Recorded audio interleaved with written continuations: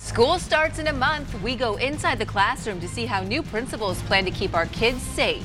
A solution to the algae, how a new reservoir plan could take away the dirty water. Ladies strike while the iron's hot. Why now's the time to ask for a raise. And the 10 brand name items at the grocery store that aren't worth paying for.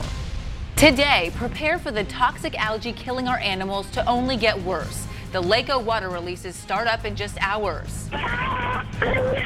Just hang tight, coming. An incredible rescue. A firefighter saves a woman trapped in a car underwater.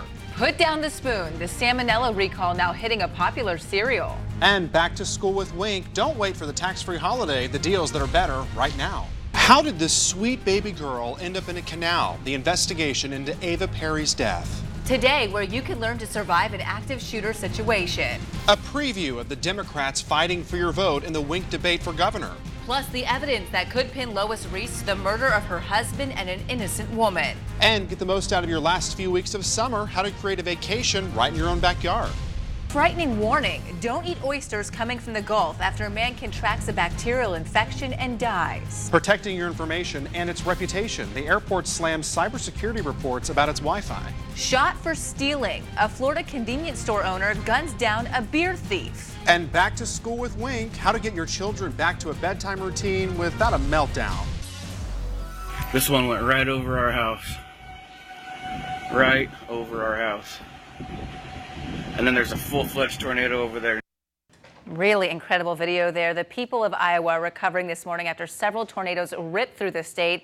And take a look. This is what's left of a manufacturing plant in the southeast part there. You can see cars just stacked one on top of the other, just thrown around. More than 400 people were in a plant to celebrate a 70th anniversary event. We have lots of disaster recovery systems and processes in place. All of our team members were in shelters when that hit. We certainly are going to rebuild, and we're going to come back stronger than ever. Fortunately, the plant activated its storm warning system and workers were in the shelters when the storm hit. Only 7 people there suffered just minor injury. Well, right now on Wink News Weekend, a rescue effort where a distress call had the Coast Guard busy overnight. Plus, oh, I absolutely came down here to swim until I saw the green rolling in. Plus, you can't go swimming in the Cape Coral Yacht Basin this weekend. Right now, we're tracking the algae emergency that caused it. Environmental Protection made a stop in Southwest Florida to get a look at the algae for himself. Only Wink News was there to ask what's being done to clean up our water. That they're not alone. This isn't a West Coast issue. It's not an East Coast issue. We know this is a state of Florida issue. We're looking at everything from long-term solutions to short-term solutions. Now, the long-term solutions he mentioned would be restoring the Herbert Hoover Dike and moving forward with the reservoir south of Lake Okeechobee. In the short term, the DEP is looking at sending more lake water south and getting grant money for counties. In a tweet, the president said if players kneeled, they should be kicked out of the game and then suspended for the season if they did it again. This, as a Miami Dolphins policy, is getting a lot of backlash right now. That policy said players who did not stand during the anthem could be fined or benched.